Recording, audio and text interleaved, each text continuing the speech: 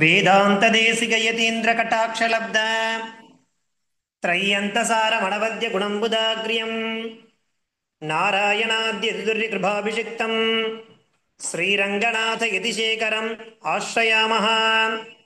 நமஸ்பாயே. இன்றைய தினம் Medha பூர்வபாகத்தினுடைய class number 5ல் இருந்துருக்கும். இதற்கு முன்னாடி வகுப்பில் நாம ஸ்தானானி அப்படிங்கிற விஷயத்த பார்த்தோம். ஸ்தானானி மொத்தம் எவ்வளோ? 8. அந்த ஸ்தானங்கள் அதனுடைய பெயர்கள் என்னென்ன அப்படிங்கிறத ஒவ்வொன்றா சொல்லி அதுக்கு அர்த்தத்தை கொடுத்துருந்தோம்.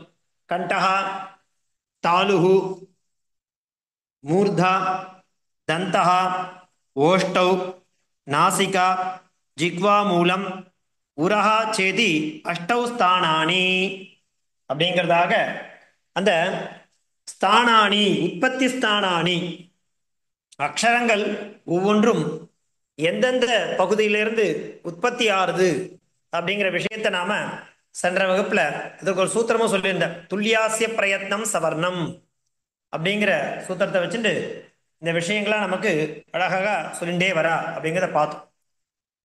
அதை தொடர்ந்து இன்றைய தினம் அந்த ஸ்தானானின்ற விஷயங்கள் இருக்கக்கூடிய மீதமுள்ள விஷயங்களை நாம தெரிஞ்சுக்க போறோம். அதற்கு முன்னாடி சுபாஷிதத்தோட ஆரம்பிக்கிறோம். என்ன அந்த சுபாஷிதம் பாருங்க. வரமேகோ குணீபுத்ரோ நச்சமூர்க்க சதான்யபி ஏகச்சந்திரஸ்தமோஹந்தி நச்ச தாரா கணைரபிச்ச. வரமேகோ குணி புத்ரோ நச்ச மூர்க்க சதான்யபி ஏகச்சந்திரஸ்தமோஹந்தி நச்ச தாரா கணைரபிச்ச. சில சமயத்தில் பாட்டாந்திரம் வரும்போது தாரா கணோபிச்சான்னு வரும். பாட்டாந்திரம் அந்நியத் பாடம் இருக்குன்னு அர்த்தம். இது இதோபதேசம். இதுவும் பஞ்சதந்திரம், இதோபதேசம், சுபாஷிதம் அப்படிங்கிற நிறைய விஷயங்கள் நமக்கு ஸ்லோக ரூபமா நிறைய கொடுத்துருக்கா. இது அந்த இதோபதேசம் அப்படிங்கிறத நாராயணஹா அப்படிங்கிறவர் எழுதியிருக்கார். அதில் நிறைய கதைகள் சொல்லியிருக்கா. அந்த கதைகளுக்கு ரிலேட்டடான ஸ்லோகங்களும் நிறைய அவர் கொடுத்துருக்கார். அதில் ஒரு ஸ்லோகம் என்ன சொல்றார்? வரமேகோ குணீபுத்ரோ நச்ச மூர்க்க சதான்யபி ஏகச்சந்திரஸ் தமோஹந்தி நச்ச தாரா கணைரபிச்ச. இப்போ ஒரு குடும்பத்துல ஒரு நல்ல குணமுடைய புத்திரன் இருந்தா போறோம். நச்ச மூர்க்க சதான்யபி 100 பேர் இருந்துட்டு அந்த 100 பேரை முட்டாளா இருக்கிறத காட்டிலும் ஒரே ஒரு நல்ல சத்புத்திரகா, நல்ல குணவானா ஒரே ஒரு புத்திரன் இருந்தா போறோம். ஏகச்சந்திரஸ் தமோஹந்தி. தமஹானா இருட்டு.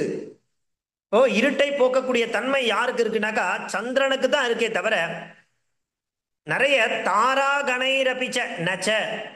நிறைய தாராகன ஆனது நட்சத்திரங்கள். நட்சத்திரங்களை தனித்தனியா இருக்கும் பொழுது பிரகாசம் கொடுக்காது. ஆனா எல்லாத்தையும் ஒன்னா கலெக்ட் பண்ணி இது பண்ணாலும் அதாலையும் என்ன பண்ண முடியாது, இருட்டை போக்கக்கூடிய சக்தி தன்மை அதுகிட்ட கிடையாது. ஒரு சந்திரனுக்கு உண்டு. ஏகச்சந்திரஹா தமோஹந்தி. ஒரே ஒரு சந்திரனால இருளை போக்க முடியும்.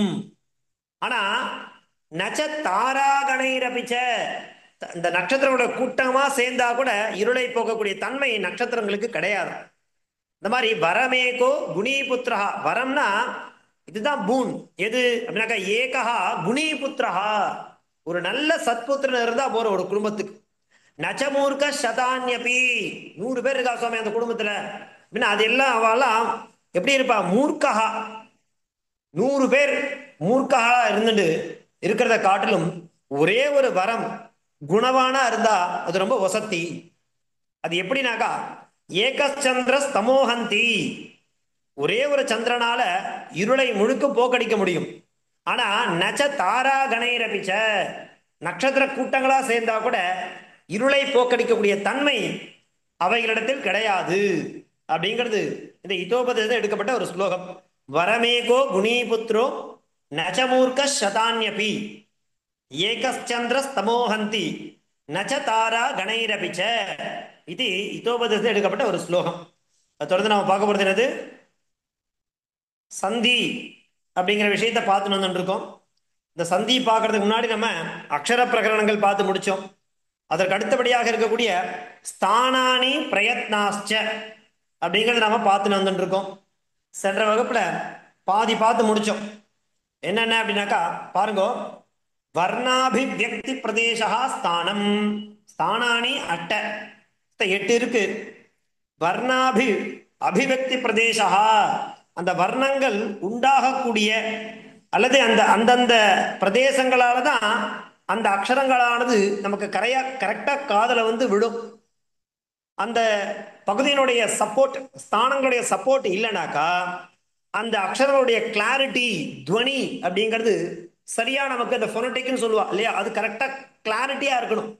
ஏன்னா சம்ஸ்கிருதத்தை பொறுத்த வரைக்கும், சம்ஸ்கிருதம்னு இல்லை, பொதுவா எந்த மொழியா இருந்தாலும் உச்சாரணம் சரியா இருந்தா தான் அவ என்ன மெசேஜ ஒரு விஷயத்தை கன்வே பண்றா அப்படிங்கிறது நமக்கு புரியும். பாஷா அதனுடைய தன்மை என்ன? கம்யூனிகேஷன். நம்மளுடைய எண்ணங்களை பிறருக்கு தெரியப்படுத்தணும். அவளுடைய எண்ணங்களை அவ அந்த பாஷையின் மூலமா தெரியப்படுத்துவா, நாம புரிஞ்சுக்கணும். ஸோ இது கம்யூனிகேட்டிவ் டூல் தானே. அந்த கம்யூனிகேட்டிவ் டூல் சொல்லும் பொழுது எப்படி இருக்கணும்னாக்கா, அந்த பதங்கள் ஸ்பஷ்டமா நமக்கு வரணும்னாக்கா காதுக்கு உச்சாரணம் பர்ஃபெக்டா இருக்கணும்.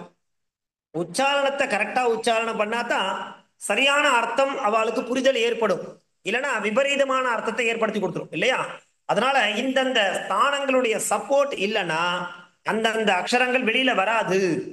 அதற்கு இந்த அக்ஷரங்கள் வெளியில வர்றதுக்கு கண்டஹா, தாலு, மூர்தா, தந்தாக.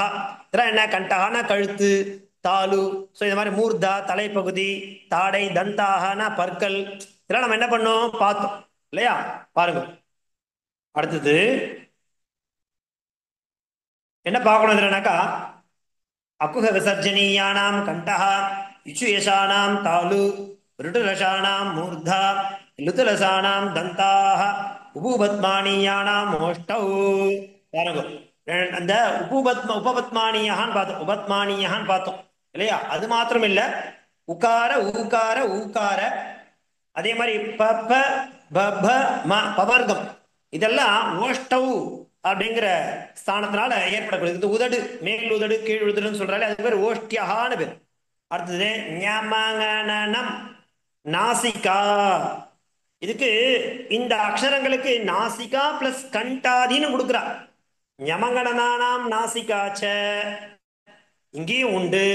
மேலே நம்ம என்ன பார்த்தோம்? அக்குஹ விசர்ஜனீயானாம் கண்டஹா, அங்க நகாரம் இருக்கு. சோ இதுக்கு 2 உண்டு, நாசிகா பிளஸ் கண்டாதி பிளஸ் அனுநாசிகா. மூக்கனுடைய சப்போர்ட் இருக்கணும் இல்லையா. நாசிகையா சகிதா, அது மூக்கோட சப்போர்ட்டோட சொல்றது அனுநாசிகம். ஏ ஐ கண்டதாலு, ஓ ஔ கண்டோஷ்டம் சேர்ந்து வருது கண்டதாலு. கண்டமும் இருக்கும் தாளும் இருக்கும், 2 சப்போர்ட் தான் ஏகார ஐகாரங்கள் சொல்ல முடியும். ஓ ஔ கண்டோஷ்டம், கண்டமும் இருக்கும் ஓஷ்டமும் இருக்கும். வ தந்தோ வகாரஸ்ய தந்தோஷ்டம், ஜிக்வா மூலியம் க க அப்படிங்கிறது ஜிக்வா மூலம், ஜிக்வா மூலியா. அனுஸ்வாரஹான்றது நாசிகா. அஹா சொல்றேன், 2 டாட் சொல்றோம் இல்லையா, அதுக்கு என்ன பேரு? அனுஸ்வாரம் பேரு. அந்த அனுஸ்வாரம் எப்படி உச்சாரணம் பண்றோம்? நாசிகையா தான் சொல்றோம். நாசிகாவினால தான், மூக்கு நாள் சப்போர்ட் தான் சொல்றோம், இல்லைன்னா ஆஹா சொல்ல முடியாது. அதே மாதிரி அத்துது பாருங்க, ஹா அங்க பாருங்க, இக்வ இக்வ இக்ர இக்ய இல்லையா, இக்வ இதெல்லாம் உரா. உரானா செஸ்ட், மார்பு பகுதி. இந்த மார்பு பகுதியோட அதுக்கு என்ன பேரு? உரஹான பேரு. ஸ்தானானி மொத்தம் 8ன்னு சொல்லிட்டோம் இல்லையா. அந்த ஸ்தானம் எப்படி எப்படி வருதுன்றதுக்கு நம்ம என்ன பண்றோம்? சூத்திரமாவும் கொடுத்துருக்க. அக்குஹ விசர்ஜனீயானாம் கண்டஹா, இச்சுயசானாம் தாலு, லுட்டலசானாம் மூர்தா, லுத்தலசானாம் தந்தாக, பூபத்மானியானாம் ஓட்டௌ, ஞமகணனானாம் நாசிகாச்ச, ஏதைதோஹ கண்டதாலு, ஓதோதோஹ கண்டோஷ்டம், வகாரஸ்ய தந்தோஷ்டம், ஜிக்வா மூலியஸ்ய ஜிக்வா மூலம், நாசிகானுஸ்வாரஸ்ய. இப்படியாக என்ன பண்ணியிருக்கார்? இப்ப நான் சொன்ன ஃபார்முலா இதுல வையாகரண சித்தாந்த கௌமுதி அப்படிங்கிற ஒரு புக் இருக்கு. அதுல பட்டோஜி தீட்சிதர் அப்படிங்கிறது அதை விரச்சிதா, அதனுடைய கர்த்தா, அவர் அழகா வியாக்கியானம் பண்ணும்போது இந்த விஷயத்துல அப்படியே டேபிள் காலமா கொடுத்திருக்கார். அக்குஹ விசர்ஜனீயானாம் கண்டஹா, இது கண்டஸ்தானம். அப்போ ஸ்தான ஜன்ய வர்ண நாமம் அப்படின்னா என்ன? கண்டியா. சரி, தாலு தாலவ்யா, மூர்தா மூர்தன்யா, தந்தா தந்தியா, ஓஷ்டௌ ஓஷ்டியா, நாசிகா கண்டாதின்றது அனுநாசிகா, கண்டதாலு கண்டதாலவ்யா, கண்டோஷ்டம் கண்டோஷ்டியா, தந்தோஷ்டம் தந்தோஷ்டியா, ஜிக்வாமூலம் ஜிக்வாமூலியா, நாசிகா அதேதான் வரும். உரஹா ஔரஸ்ய, அது இந்த மார்பு பகுதி, செஸ்ட் சொல்றா இல்லையா, அங்கிருந்து வரக்கூடியது இதெல்லாம். இந்த அகாரத்தினுடைய சம்பந்தத்தினால இருக்கக்கூடிய அந்த கூட்டு எழுத்துக்கள்லாம். அப்படியே அவர் என்ன பண்றாருனாக்கா இந்த சூத்திரங்களா நமக்கு கொடுத்துடுறாரு. இதுதான் ஸ்தானானி இல்லையா. மேல அழகா என்ன பண்றார், சூப்பரா கொடுக்குறார் நமக்கு, கிளீனா இருக்கு. வர்ணாபிவியக்தி பிரதேசா ஸ்தானம் கண்டஹா தாலு மூர்தா தந்தஹா ஓஷ்டௌ நாசிகா ஜிக்வா மூலம், ஜிக்வா நாக்கு நுனி, உரஸ்சேதி அஷ்டௌ ஸ்தானானி யதா சப்த பிரயோகாச்ச பவதி ததா காயாக்னினா பிரேரிதः வாயுः கண்டாதிஸ்தானேஷு சஞ்சரன் வர்ணானாம் அபிவ்யனக்தி ஏவம் தத்தஸ்தானேஷு அபிவ்யக்தாः வர்ணாः கண்ட்யः தாளவ்யः இத்யேவம் சப்தைரபி விவஹ்ரியந்தே வர்ணாः தத்தத் வர்ணானாம் ஸ்தானானி தத்தஸ்தானே உற்பன்ன வர்ணானாம் நாமானி ச இக சங்கிருஹ்ய பிரதர்ஷயந்தே. அழகா நமக்கு என்ன பண்ணிருக்கா, இந்த மாதிரி டேபிள் காலம் போட்டு இதனோட விஷயத்தை நமக்கு அழகா காண்பிச்சு கொடுத்துருக்கா. இதுல நம்ம சாமான்யமா கடந்து போக முடியாது. இந்த இந்த இடத்தை பொறுத்த வரைக்கும் இந்த அக்ஷர பிரகரணம் அப்படிங்கிற விஷயங்களை நாம சாமான்யமா எழுத்து தானே அப்படின்லாம் கடந்து போக முடியாது.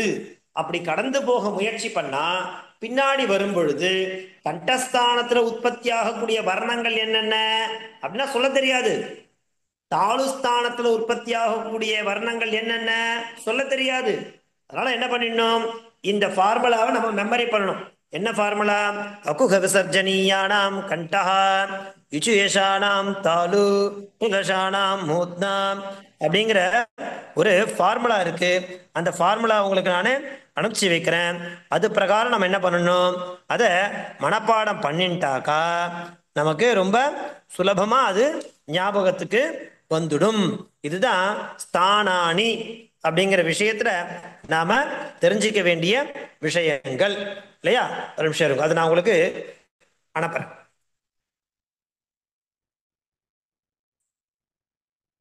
இந்த பாக்ஸ்ல இருக்கக்கூடிய விஷயத்த நாம எப்படி கொண்டு வருது அப்படின்னா பாருங்க. ஸ்தானானி பிரயத்னாச்ச இது விபாகே பிரதர்ஷிதானாம் ஏஷா சம்க்ஷேபா. இப்போ உங்களுக்கு சுருக்கமாக கொடுத்துற பாருங்க. ஸ்தானானி பிரயத்னாச்ச அப்படிங்கிறத நம்ம பார்த்துட்டு இருக்கோம் இல்லையா. ஸ்தானானின்னா என்னென்ன அப்படிங்கிறதுக்கு அழகா ஞாபகம் வச்சுக்கிறதுக்கு இங்கே கொடுக்குறா பாருங்க. அகுஹ விசர்ஜனீயானாம் கண்டஹ யுச்சுயேஷானாம் தாலு ருட்டுரஷானாம் மூர்தா லுத்துலசானாம் தந்தாः உபூபத்மானீயானாம் ஓஷ்டௌ யமகணனானாம் நாசிகா ச ஏதைதோः கண்டதாலு ஓதௌதோः கண்டோஷ்டம் வகாரஸ்ய தந்தோஷ்டம் ஜிக்வாமூலீயஸ்ய ஜிக்வாமூலம் நாசிகானுஸ்வாரஸ்ய பஞ்சமவர்ணை பஞ்சமவர்ணைः யனாவாயுக்தஸ்ய அகாரஸ்ய உரஹ. நம்ம டேபிள் காலமா பார்த்தோம் இல்லையா, எந்தெந்த எழுத்துக்கள் எதெந்த பகுதியிலேருந்து வருது, பிரதேசத்திலேருந்து வருதுன்றத ஒரு டேபிள் காலமா பார்த்தோம் இல்லையா. அத ரொம்ப சுலபமா ஞாபகம் வச்சுக்கணும். எப்படி? அகுஹ விசர்ஜனீயானாம் கண்டஹ, அதுக்கு என்ன அர்த்தம்? அகார கூனா க க க க ங ஹ விசர்கா, இந்த எழுத்துக்கெல்லாம் கண்டஹா கழுத்து பிரதேசத்திலேருந்து வருது.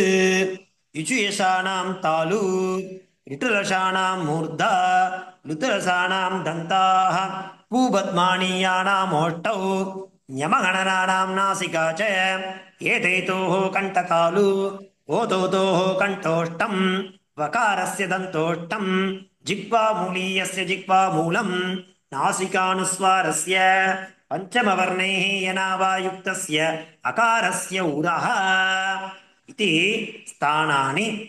அடுத்தது பிரயத்னா. பிரயத்னம்னா அந்தந்த எழுத்து அந்தந்த பகுதியினுடைய சப்போர்ட்னால வெளியில வருதுன்னு பார்த்தோம். அடுத்தது முயற்சின்னு ஒண்ணு வேணும் இல்லையா? யத்னான முயற்சி, பிரயத்னா. நாம அந்த முயற்சியை ரெண்டு வகையா பண்ண போறோம். அமைதியாவே உட்காந்துட்டே இருந்தோம்னாக்கா எழுத்துக்கள் அக்ஷரங்கள் அந்த வெளியில வராது துனியா. அது துனியா வரணும். ஸ்புட்டகான்னு பேர், ஸ்போட்டம்னு சொல்றான். அந்த எப்படி ஸ்புரிக்கணும் அப்படின்னாக்கா முயற்சி பண்ணணும். எப்படி முயற்சி பண்ணுவோம்? ரெண்டு விதமா பண்ணுவோம், இன்சைடு அண்ட் அவுட் சைடு. இப்ப நம்மளுடைய சரீரத்திலேயே ரெண்டு விதமான அவயவங்கள் இருக்கு.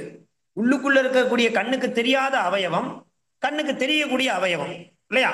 ஆப்ஜெக்ட் அப்படி வச்சுக்கலாம். இப்போ கண்ணுக்கு தெரியறது என்னென்ன சரீரத்துல, கண்ணுக்கு தெரியாது என்னென்னு பார்க்கும்போது நிறைய இருக்கும் இல்லையா? அந்த மாதிரி ஆபியந்தரகான உள்ள இன்சைடு, பாஹ்யஸ்ச பாஹ்யனா அவுட் சைட்ல இருக்கக்கூடியது. பிரயத்னம் ரெண்டு விதமா நம்ம எடுக்கிறோம். ஒரு அக்ஷரத்தை உச்சாரணம் பண்ணும் பொழுது ரெண்டு விதமான முயற்சிகள் நம்மளால எடுக்கப்படுறது. அது என்னென்ன? ஆபியந்தரோ பாக்யஸ்ச பிரயத்னோ துவிதா. பிரயத்னம் ரெண்டு விதமா. பிரயத்தன முயற்சி. இப்போ முயற்சி பண்ணாம சப்தம் வெளியில வருமா? மௌனமா இருக்கேன், மௌனமா இருக்கானா அவனால என்ன பண்ண முடியும்? பேச முடியும். ஆனா மௌனமா இருக்கான்னா என்ன அர்த்தம்? அவன் முயற்சி எடுக்கல பேசுறதுக்கு. ஒருவேளை அவன் பேசுறதுக்கு முயற்சி பண்ணா ரெண்டு விதமான விஷயங்கள் தேவைப்படுறது. ஒண்ணு ஆபியந்தர பிரயத்னம், இன்னொன்னு பாஹ்ய பிரயத்னம். சரி, அதுல ஆபியந்தர பிரயத்னம்லாம் என்னென்ன அப்படிங்கிறதுக்கு அழகா கொடுத்துடுறா. இதெல்லாம் நல்லா என்ன பண்ணிடணும்னாக்கா இது எல்லாமே ஃபார்முலாஸ். இந்த ஃபார்முலாவை நம்ம என்ன பண்ணணும்? தரவா மனப்பாடம் பண்ணிடணும். எப்படி அப்படின்னாக்கா பாருங்க, ஆபியந்தரா பஞ்சதா. அகைன் அந்த பிரயத்னம் ரெண்டு விதமா பிரிச்சோம் இல்லையா? அதுல ஆபியந்தர பிரயத்னம்னா இன்சைடு, பாகிய பிரயத்னம் அவுட் சைடு.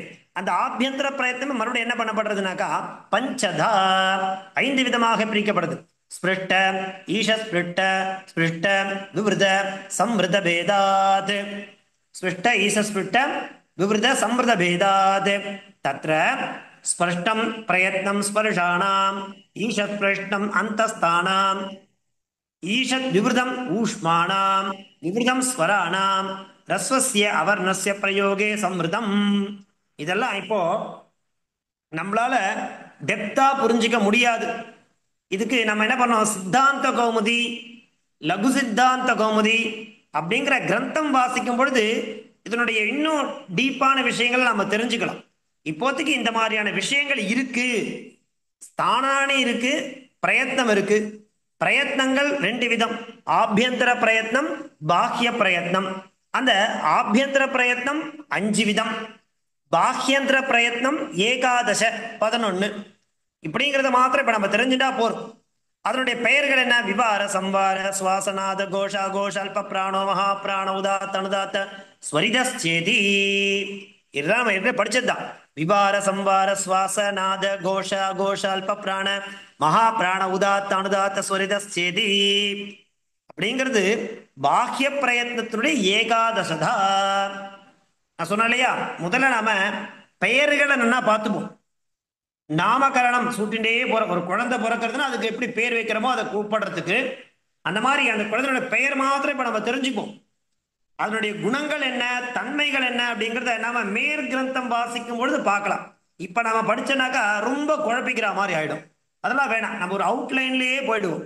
இப்ப நமக்கு சந்திக்கு தேவையானது என்னென்ன அப்படிங்கிறத மாத்திரம் நாம தெரிஞ்சுட்டா போறோம். ஸ்தானானி பிரயத்னாச்ச. ஸ்தானானின்றது எத்தனை? 8. அதுக்கு பெயர்களை கொடுத்தோம், என்னென்ன அக்ஷரங்கள் எந்தெந்த ஸ்தானத்துல உற்பத்தி ஆகுதுன்னு பார்த்தோம். பிரயத்னமும் அந்த மாதிரிதான். என்னன்னாக்கா பிரயத்னோ த்விதா, ஆபியந்தரா பாஹ்யஸ்ச. அந்த ஆபியந்தர பிரயத்னம் பஞ்சதா விபஜ்யதே, பாஹ்ய பிரயத்னம் ஏகாதச 11 இருக்கு. அதுல பெயர்கள் என்ன அப்படிங்கிறத மாத்திரம் இப்ப நம்ம தெரிஞ்சுட்டு அதனுடைய டீப் விஷயம் நாம மேற்கொண்டு நன்னா நம்மளை திருடப்படுத்திட்டு சித்தாந்த கௌமுதி, லகு சித்தாந்த கௌமுதி அப்படிங்கிற அந்த மேற்கிரந்தங்கள் வாசிக்கும் பொழுது அந்த நாலேஜை நம்ம புரிஞ்சுக்கலாம். இப்போ அதனுடைய பெயர்கள் மாத்திரம் தெரிஞ்சுட்டா போறோம் இல்லையா? பாருங்க, ஏன்னா இந்த ஸ்டேஜ்ல நமக்கு இதுவே ஜாஸ்தி. இந்த ஸ்டேஜ்ல நம்ம இந்த மாதிரியான விஷயங்களை தெரிஞ்சுக்கிறதே ஒரு பெரிய விஷயம். ஏன்னா 3rd லெவல்ல தான் நம்ம இருந்துட்டு இருக்கோம். கிராமர் அப்படிங்கிறது ரொம்ப ரொம்ப நமக்கே தெரியும், டீப்பா படிக்கணும். இப்போதைக்கு நமக்கு அந்த சாமானிய ஞானம், சந்தி படிக்கிறதுக்கு சாமானிய ஞானம் மாத்திரம் இருந்தா போரும் அப்படிங்கிறதுக்காக இந்த விஷயத்த நமக்கு காண்பிச்சு கொடுக்குறேன். சரியா? பாருங்க, அடுத்தது நாம பார்க்க போறது மாகேஸ்வராணி சூத்ராணி.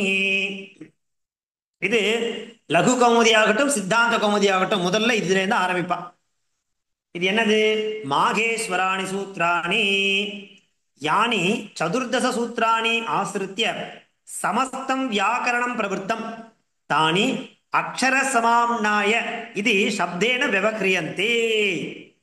இதுக்கு மகேஸ்வரனிடமிருந்து உடுக்கை சத்தத்திலிருந்து அந்த ஓசைகள் கேட்கறது. பாணினி முனிவருக்கு சிவபெருமான் உடுக்கையை அடிக்கிறாராம். அந்த உடுக்கையை அடிக்கும்போது ஐவன் ரிழுக் ஏவோம் ஐயவுச் இல்லையா, ஹயவரட் லன் ஞமகடனம் ஜபஞ்ச் கடதஷ் ஜபகடதஷ் கப சட சடதௌ கபை ஷஷர் ஹல் இப்படிதான் அடிப்பா உடுக்க. டிடுடன் டிடுடன் டிடுடன் அப்படிதானே ஓசை அடிப்பார். அந்த டிடுன் அடிக்கும் பொழுது டிடுன் அடிக்கிறாராம். அதுக்கு என்ன பேர் புரிஞ்சுக்கிறார்? ஐ உன் டிடுட் ரிழுக் டிடுட் ஏவோம் டிடுட் ஐயவுச் டிடுட் ஐயவரட் தென் லன் ஞமகணனம் ஜபந்த் கடதஷ் ஜபகடதஷ் கப சட சடதௌ கபை ஷஷர் ஹல் அப்படிங்கிற மாதிரி சிவபெருமான் 14 முறை அந்த உடுக்கையை அடிக்கிறாராம். ஒரு முறையும் ஒரு விதமான சூத்திரங்கள் அவருடைய காதல வந்து விழருது. பாணினி முனிவர் காதல வந்து விழருது. அந்த பாணினி மகரிஷி என்ன பண்றார்? அவர் அடிக்கக்கூடிய அந்த உடுக்கையினுடைய ஓசையிலிருந்து ஐ உன்னு அப்படிங்கறது ஒண்ணு கண்டுபிடிக்கிறார். ரிலுக் ஏவோம் ஐயவுச் ஐயவரட் லன் ஞமகணனம் ஜபஞ்ச் கடதஷ் ஜபகடதஷ் கப சட சடதௌ கபை ஷஷர் ஹல் இப்படியாக அதுக்கு என்ன பேர்னாக்கா இந்த அக்ஷர சமாம்னாயம்னு பேர். இதுல ஸ்வரவர்ணம் வெஞ்சன வர்ணங்கள் எல்லாத்தையும் இந்த 14 சூத்திரத்துல காண்பிச்சு கொடுத்துறார். எழுத்துக்கள் இப்படிதான் பிறக்கிறதுங்கிற. முதல்ல பார்த்தது ஸ்தானானி பிரயத்னாக. இப்போ அந்த எழுத்து எப்படி நமக்கு கிடைக்குதுனாக்கா மாகேஸ்வராணி சூத்ராணின்னு ஒரு 14 சூத்திரம் இருக்கு. அந்த சதுர்தச சூத்ராணி ஆசிரித்ய சமஸ்தம் வியாக்கரணம் பிரபுத்தம். அதுல என்ன அந்த வியாக்கரண சாஸ்திரமே பிரவர்த்திக்கிறது. இது மூலமா இருக்கு. இது இந்த ஓசையை இந்த 14 சூத்திரத்தை வச்சிருந்தா மேற்கொண்டு நிறைய சூத்திரங்களை பாணினி மகரிஷி பண்ற. தானி அதுக்கு என்ன பேரு? அக்ஷர சமாம்னாயம் இது சப்தேன விவக்ரியந்தே. அதுக்கு மாகேஸ்வராணி சூத்ராணின்னு பேரு இருக்கு, அக்ஷர சமாம்னா என்ற பேரும் இருக்கு. மகேஸ்வராத்து இமானி சதுர்தச சூத்ராணி சமாகதானி. மகேஸ்வரமிடமிருந்து இந்த 14 சூத்திரங்களும் பெறப்பட்டதால் இதுக்கு மாகேஸ்வர சூத்திரம் அப்படிங்கிறதாக பெயர் இருக்கு. அப்படிங்கிறது இதனுடைய அர்த்தமாக நாம புரிஞ்சுக்கணும். இதுக்கு என்ன பேரு? மாகேஸ்வராணி சூத்ராணி. அப்படி கிருத்வா தானி மாகேஸ்வராணி சூத்ராணி இது லோகே பிரசித்தம் கதானி. பிற்காலத்தில் இதுக்கு மாகேஸ்வராணி சூத்ராணி பிரசித்தமான பெயர் கிடைச்சது. இமானி சதானி சதுர்தச மாகேஸ்வராணி சூத்ராணி. இதுதான் அந்த 14 சூத்திரங்கள். என்னென்ன? ஐவுன் ருளுக்கு ஏவோங் ஐயவுச் ஐயவரட் லன் ஞமகணனம் ஜபஞ்ச் கடதஷ் ஜபகடதஷ் கப சட சடதௌ கபை ஷஷர் ஹல். ஏதேஷு சதுர்தசசு சூத்ரேஷ்வபி ஸ்வரரகிதம் ஏகைகம் வெஞ்சனம் அந்தே ஸ்ரூயதே. ஏதாத்ருஷேன அந்திம வர்ணேன சக ஆதிவர்ணः யதி உச்சார்யதே தர்ஹி ததந்திமம் வெஞ்சனம் விகாய சர்வே வர்ணாः கிரஹீதாः பவந்தி. பாருங்க, ஐ உன்னு சொல்லும்போது அ இ பு இன்னும் எடுத்துருங்க. அ இ பு இருக்கா? அடுத்து ரிலுக்கு சொல்லும்போது ரு லு 2 எழுத்து இருக்கு. ஏ ஓ ஐ ஔ.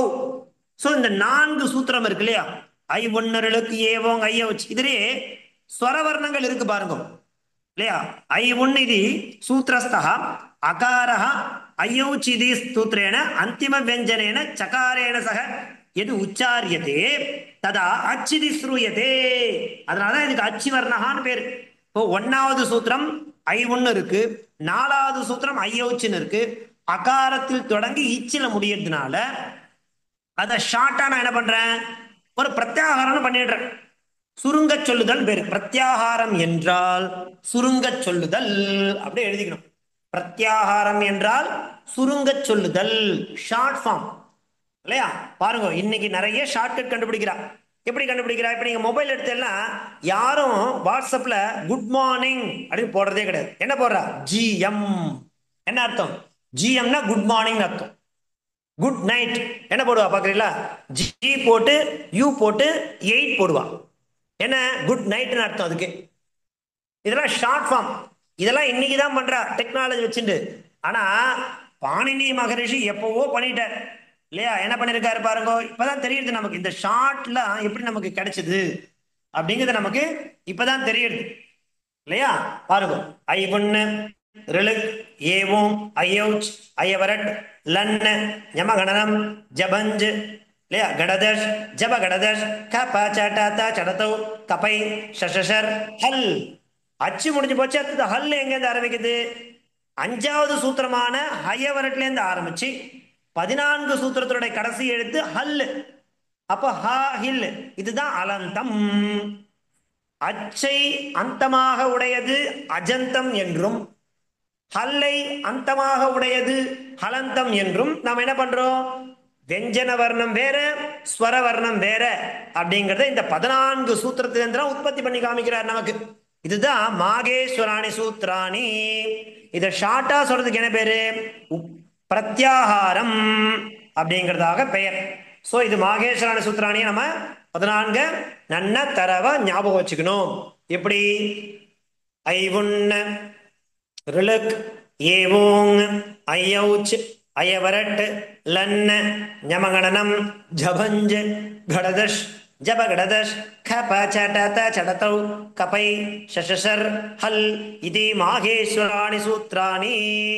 சதுர்தச மாகேஸ்வராணி சூத்ராணி அப்படிங்கிறது பர்யந்தம் நாம இன்றைய தினம் இந்த இந்த இடத்துலயே இந்த வகுப்பை நாம நிறுத்திக்கலாம். மேற்கொண்டு வரக்கூடிய விஷயங்களை அடுத்த வகுப்புல நாம பார்க்கலாம்.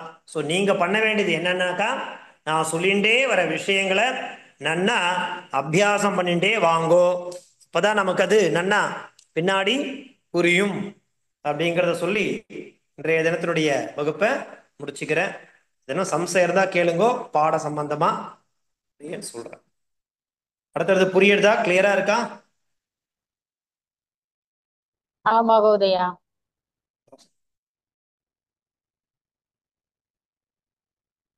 தாசன் ధన్యవాదాः. அடுத்த வகுப்புல பார்க்கலாம். ಪ್ರಾಕ್ಟೀಸ್ பண்ணாதான் ಧನ್ಯವಾದಗಳು ಧನ್ಯವಾದಗಳು ಧನ್ಯವಾದಗಳು ಸ್ವಾಮಿ. ಧನ್ಯವಾದಗಳು ಮಹೋದಯ. ಧನ್ಯವಾದಗಳು ಧನ್ಯವಾದಗಳು ಸ್ವಾಮಿ.